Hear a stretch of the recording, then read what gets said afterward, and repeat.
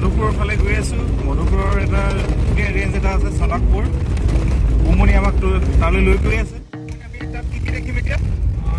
আমিতো এতিয়া শুনা মতে তাত এলিফেণ্ট আছে বুলি শুনিছোঁ আৰু টাইগাৰ আছে বুলিও শুনিছোঁ, সেইকাৰণে আমি এতিয়া গৈ আছোঁ।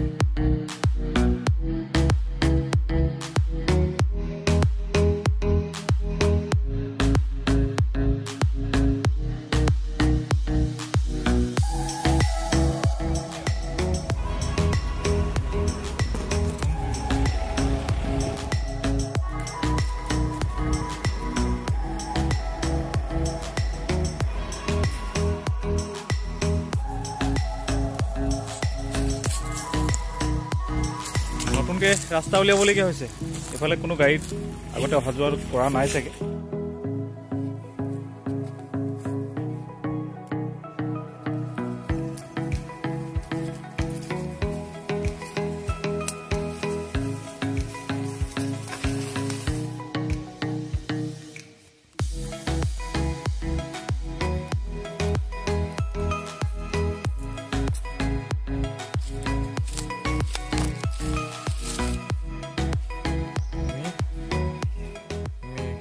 ডাইৰেকশ্যনত গৈ আছোঁ, আমি নৰ্থ এইফালে হ'ব লাগে, আমি এইফালে গৈ আছোঁ।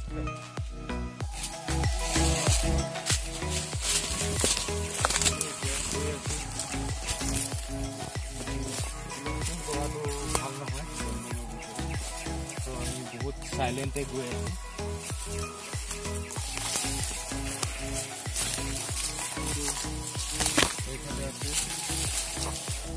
যিটো নাম আমি ডাঙৰীয়া বুলি কওঁ, যিহেতু এতিয়াও ময়ো সেই ট্ৰাই কৰিছোঁ, হাতী বুলি নকৈ ডাঙৰীয়া বুলি ক'বলৈ ট্ৰাই কৰি আছোঁ।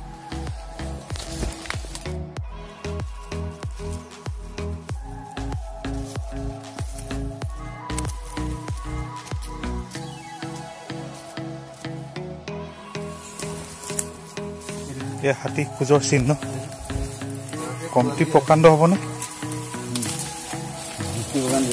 কিমান প্ৰকাণ্ড হ'ব চাওক, সেইটো চাওক, মোৰ নিচিনা 10টামান ভৰি সোমাব।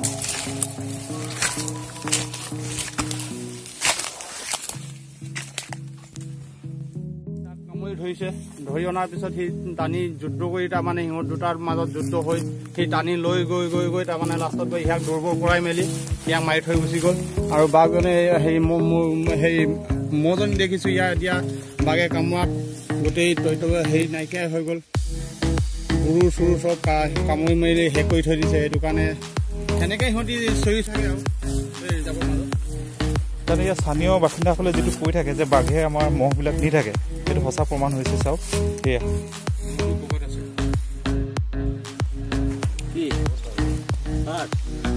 ইমান ডাঙৰ বাঘৰ খোজ।